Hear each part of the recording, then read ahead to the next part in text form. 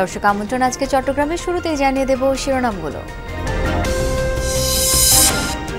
কাল চাকসু নির্বাচনের ভোট গ্রহণ, কেন্দ্রে কেন্দ্রে পৌঁছেছে ব্যালট বাক্স সহ সব সরঞ্জাম, ক্যাম্পাসে নিরাপত্তা জোরদার।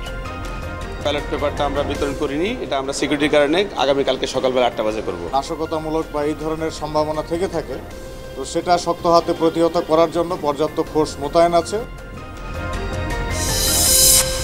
চট্টগ্রামে জুলাই আন্দোলনে নৃশংসতা চালানো বহিষ্কৃত ছাত্রলীগ নেতা রনি ধরাছোঁয়ার বাইরে, সামাজিক মাধ্যমে হুমকি ধামকি দেয়া সহ নানা অপপ্রচারে চিহ্নিত সন্ত্রাসীরা রক্তের হোলি খেলায় মেতেছিল, তাদেরকে এখনো পর্যন্ত গ্রেপ্তারের আওতায় আনা হয়। প্রশাসন যদি সহযোগিতা না করতো কখনোই কিন্তু তারা দেশ থেকে পালাইতে পারতো না। মধ্যরাত থেকে চট্টগ্রাম বন্দরে কার্যকর হচ্ছে নতুন মাশুল হার, বাড়বে আমদানি রপ্তানি খরচ, পুনর্বিবেচনার দাবি ব্যবসায়ীদের।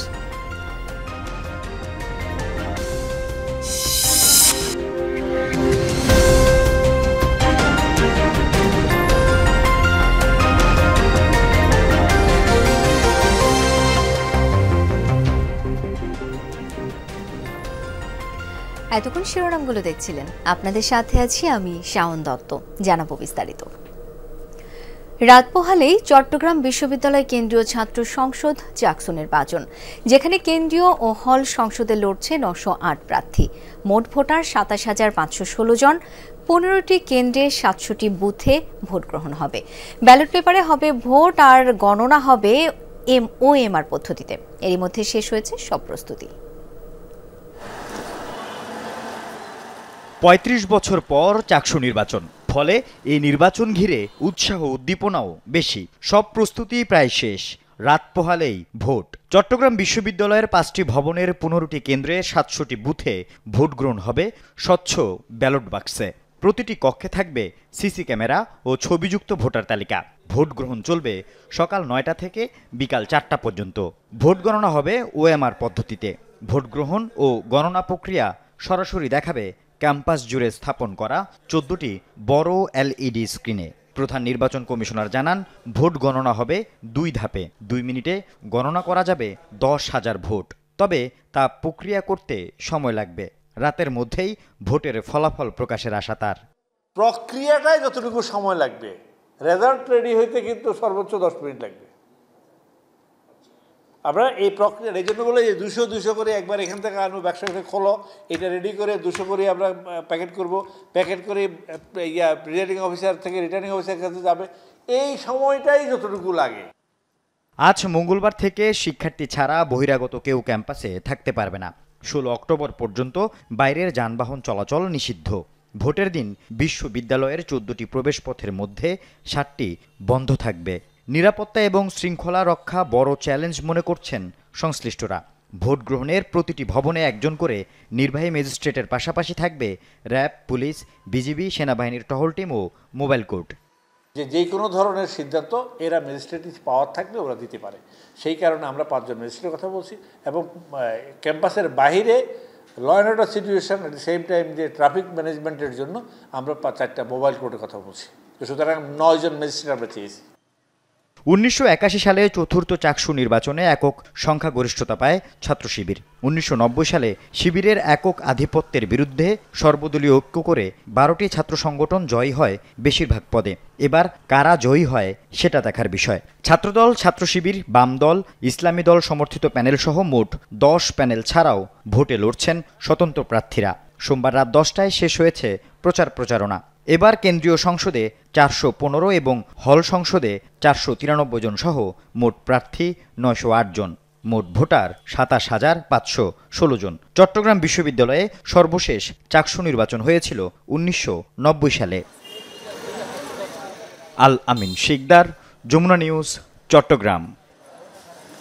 চাকসু নির্বাচনের কেন্দ্রে কেন্দ্রে পৌঁছে গেছে ব্যালট বাক্স সহ সব সরঞ্জাম।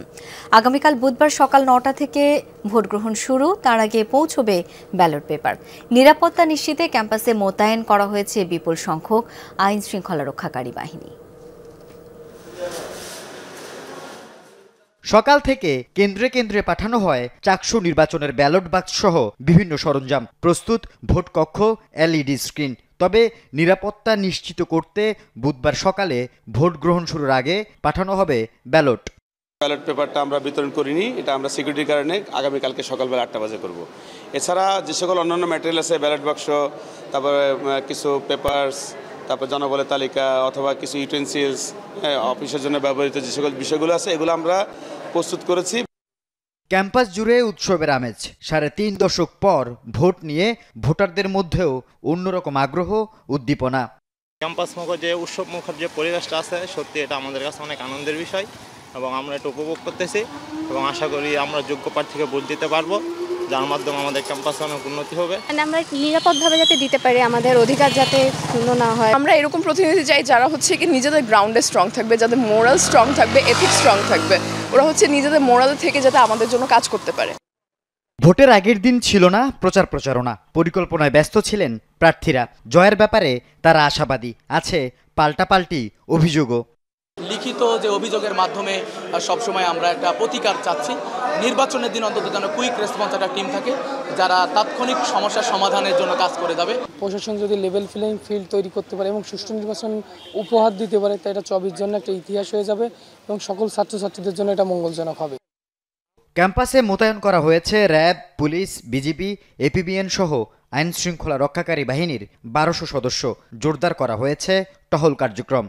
সবার সাথে সমন্বয়ের মাধ্যমে আমাদের এই ইলেকশনটা সুন্দরভাবে সম্পন্ন করার, যদি কোনো আইন শৃঙ্খলা বিঘ্ন ঘটে কিংবা কোনো ধরনের নাশকতামূলক বা এই ধরনের সম্ভাবনা থেকে থাকে, তো সেটা শক্ত হাতে প্রতিহত করার জন্য পর্যাপ্ত ফোর্স মোতায়েন আছে।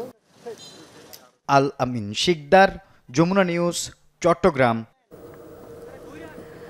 দর্শক, ভোটের বিষয়ে আরো জেনে নেব। চট্টগ্রাম বিশ্ববিদ্যালয় ক্যাম্পাস থেকে এই মুহূর্তে যুক্ত হচ্ছেন সহকর্মী মামুনুর রশিদ অভি। ক্যাম্পাসে আইন শৃঙ্খলা সহ সার্বিক পরিস্থিতি কেমন দেখছেন, জানাবেন বিস্তারিত।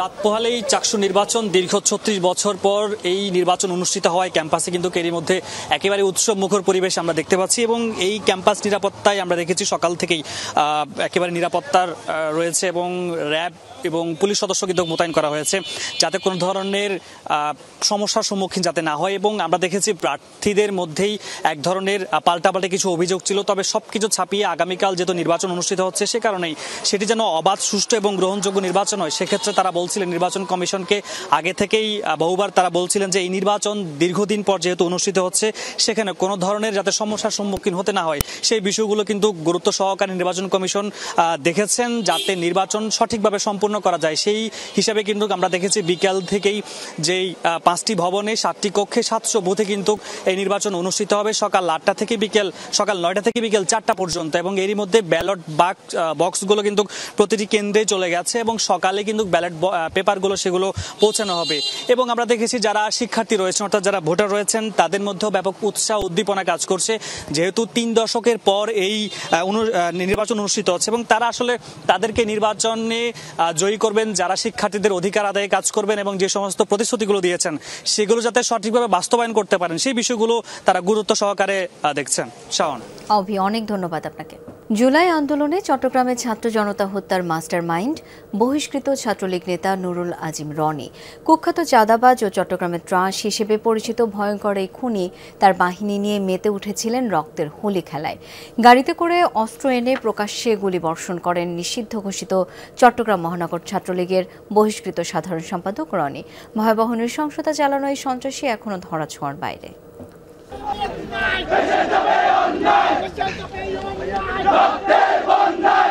16 জুলাই কোটা সংস্কারের দাবিতে উত্তাল চট্টগ্রামের রাজপথ।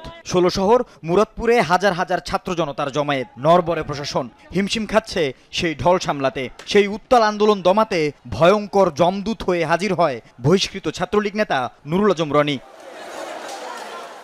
যুবলীগ নেতা হেলাল আকবর চৌধুরী বাবরকে সাথে নিয়ে একটি প্রাইভেট কারে করে অস্ত্র নিয়ে হাজির হয় কুখ্যাত নুরুল আজম রনি। শুরু হয় গুলিবর্ষণ। বৃষ্টির মতো সেই গুলিতে প্রাণ হারায় ওয়াসিম, শান্তসহ তাজা 3টি প্রাণ। ছাত্র জনতার রক্তে সেদিন হোলি খেলায় মাতে ছাত্র হত্যার মাস্টারমাইন্ড রনি। সেদিনের সেই নৃশংস হামলার বীভৎসতা এখনও ভুলতে পারেননি আন্দোলনে অংশ নেয়া এই সাধারণ শিক্ষার্থীরা। ঘটনাস্থলে দাঁড়িয়েই বর্ণনা করেন কি ঘটেছিল সেদিন। নুরুল আজম রনি এবং বাবুসহ তারা যে সাদা মাইক্রোবাসে করে অস্ত্রগুলো নিয়ে এসেছে এবং ওই অস্ত্র দিয়ে আমাদের ভাইদের উপর এবং আমাদের উপর গুলি চালিয়েছে। 16 তারিখ এক ভাইয়ের মাথা পুরো 2 ভাগ হয়ে গেছিল, তাকে এনে আমার সামনে এসে রাখছে, আমার সামনে এসে রেখেছিল। ঠিক ওই সময় আমার রুমাল দিয়ে তার রক্ত মুছে দিয়েছিলাম, আমি ঠিক ওই রুমালটা এখনো রেখে দিয়েছিলাম। সো এই যে দেখেন এই যে স্মৃতিগুলো, আসলে এই স্মৃতিগুলো ভোলার মতো না। 5 আগস্ট সরকার পতনের পর সেই কুখ্যাত রনির টিকিটিও ছুঁতে পারেনি আইন শৃঙ্খলা রক্ষাকারী বাহিনী, এখনও ধরাছোঁয়ার বাইরে। অনুসন্ধানে বের হয়ে আসে তার বিদেশ পালানোর তথ্য। আওয়ামী প্রশাসনের কর্মকর্তাদের সহায়তায় প্রথমে ভারতে, পরে সেখান থেকে কম্বোডিয়ায় পাড়ি জমান এই ভয়ঙ্কর খুনি। 16 জুলাই যে সমস্ত চিহ্নিত আওয়ামী সন্ত্রাসীরা রক্তের হোলি খেলায় মেতেছিল তাদেরকে এখনো পর্যন্ত গ্রেপ্তারের আওতায় আনা হয় না। যাদেরকে গ্রেপ্তার করা হচ্ছে তারা নামওয়াস্তা আওয়ামী লীগ। নুরুল আজম রনি এর নেতৃত্বেই আমাদের যে ওখানে 3 জন শহীদ হয়েছিল, এই সরাসরি আমাদের উপর গুলি নিক্ষেপ করে। প্রশাসন যদি সহযোগিতা না করতো কখনোই কিন্তু তারা দেশ থেকে পালাইতে পারতো না। এদের সহযোগিতায় রনি দরছোয়ার বাইরে এখন। চট্টগ্রাম মহানগর ছাত্রলীগের সাধারণ সম্পাদক থাকাকালে বহুমুখী অপকর্ম, উচ্ছৃঙ্খলতা, সন্ত্রাসী কর্মকাণ্ডে দলীয় ভাবমূর্তি ক্ষুণ্ণের দায়ে বহিষ্কৃত হন নুরুল আজম রনি। 5 আগস্টের পর গ্রেফতারের ভয়ে পালিয়ে থাকলেও ফেসবুকে সক্রিয় এই নেতা আওয়ামী লীগের হয়ে প্রকাশ্যে হুমকি দিয়ে যাচ্ছেন প্রশাসন ও সরকারকে। মরিয়া হয়ে উঠেছেন জুলাই গণ অভ্যুত্থানে অবদান রাখা ব্যক্তিদের মানহানি করতে। মিথ্যা তথ্য দিয়ে চালাচ্ছেন নানা অপপ্রচার।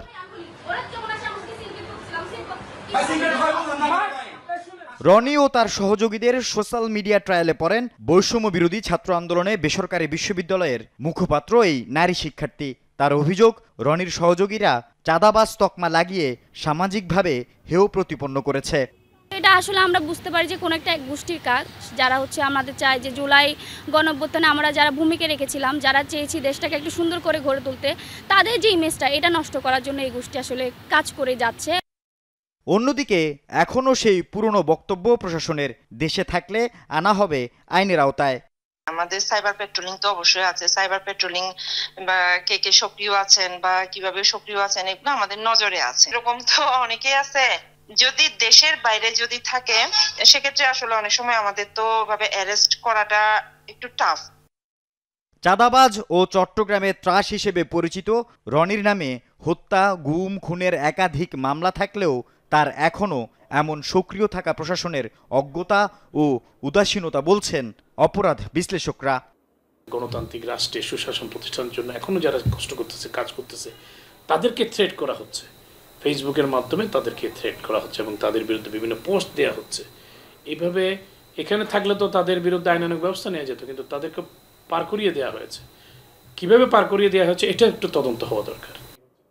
আল আমিন শিকদার, যমুনা নিউজ, চট্টগ্রাম।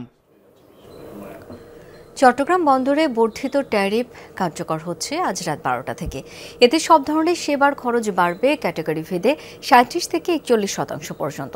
বন্দরের এই সিদ্ধান্তে ক্ষোভ প্রকাশ করেছেন ব্যবসায়ী ও বন্দর ব্যবহারকারীরা। চট্টগ্রাম বন্দরে জাহাজ ও পণ্য হ্যান্ডলিং সহ 52টি খাতে ট্যারিফ আদায় হয়। এর মধ্যে 23টি খাতে সরাসরি বর্ধিত ট্যারিফ কার্যকর হচ্ছে। সবচেয়ে বেশি ব্যয় বাড়ছে কন্টেইনার হ্যান্ডলিং খাতে। গত 14 সেপ্টেম্বর এক প্রজ্ঞাপনে ট্যারিফ বৃদ্ধির ঘোষণার পর ব্যবসায়ীদের আপত্তির মুখে এই সিদ্ধান্ত 1 মাস স্থগিত রাখা হয়। অবশেষে সেই মেয়াদ শেষ হয় আজ মঙ্গলবার রাত 12টা থেকে নতুন হারে ট্যারিফ কার্যকর হচ্ছে। বিভিন্ন আইটেম ওয়াইজ হিসাবটা আছে, তবে আমরা যেটা বলছি যে একটা ধরেন বাল্ক পণ্যে পোর্টের খরচ হিসাব করলে পার কেজিতে যে পরিমাণ খরচ হতো, এখন সেটা আগে 32 পয়সা খরচ হতো, এখন 44 পয়সা খরচ হচ্ছে, মাত্র 12 পয়সা পার কেজিতে বাড়ছে। আমাদের যে কার্যক্রম সেটা যদি আন্তর্জাতিক মানের হয়, আমরা আন্তর্জাতিক মানের চার্জ দিতেই হবে, সেটাই হলো বাস্তবতা। কিন্তু সেই পর্যায়ে আমরা গেছি কিনা, আর এরকম একটা বাড়িয়ে দেওয়ার প্রপার সময় এটা হয়েছে কিনা, এইটা একটু বিবেচনা করা প্রয়োজন। দ্বিতীয় দিনের মতো কর্মবিরতি পালন করছেন পার্বত্য জেলার এমপিওভুক্ত স্কুল কলেজের শিক্ষকরা। সকাল থেকে খাগড়াছড়ি সদর ও বিভিন্ন উপজেলায় এমপিওভুক্ত স্কুল কলেজ, মাদ্রাসা ও কারিগরি শিক্ষা প্রতিষ্ঠানের পাঠদান বন্ধ। শিক্ষার্থীরা ক্লাসে উপস্থিত হলেও শ্রেণীকক্ষে যাননি শিক্ষকরা।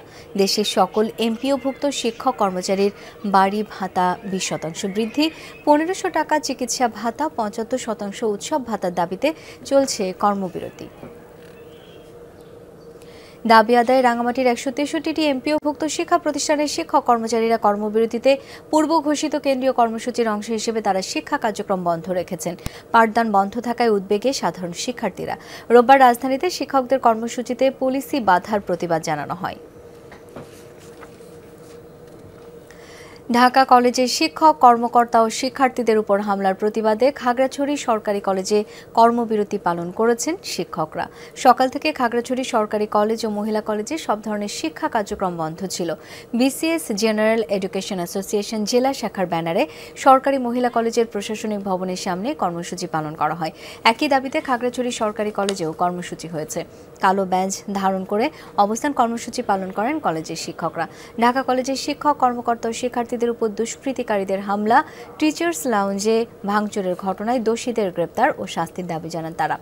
সেই সাথে শিক্ষা ক্যাডারের স্বার্থ সংশ্লিষ্ট অন্যান্য দাবিও জানান কলেজ শিক্ষকরা। কক্সবাজারের পেকুয়ায় নৌবাহিনীর উদ্যোগে চলছে 3 দিনব্যাপী মেডিকেল ও ডেন্টাল ক্যাম্পেইন।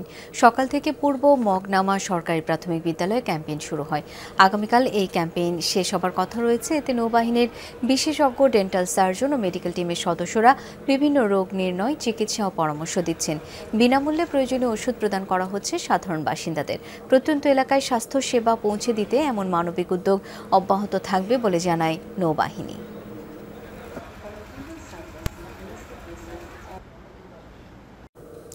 সারা দেশে সাংবাদিকদের উপর হামলার প্রতিবাদে বান্দরবানে মানববন্ধন অনুষ্ঠিত হয়েছে। দুপুরে পার্বত্য জেলাটিতে কর্মরত সাংবাদিকরা বান্দরবান প্রেস ক্লাবের সামনে আয়োজন করেন। বক্তারা বলেন, সাম্প্রতিক সময়ে এখন টিভির চট্টগ্রাম ব্যুরো প্রধান হোসাইন জিয়াদ ও যমুনা টিভির চট্টগ্রাম ব্যুরো রিপোর্টার জোবায়েদ শাহাদাত সহ দেশের বিভিন্ন স্থানে সাংবাদিকদের উপর হামলা হয়েছে। পেশাগত কাজে বিভিন্ন স্থানে গিয়ে হামলার শিকার হচ্ছেন সাংবাদিকরা। এসব হামলায় জড়িতদের দ্রুত গ্রেপ্তার ও শাস্তির দাবি জানান তারা।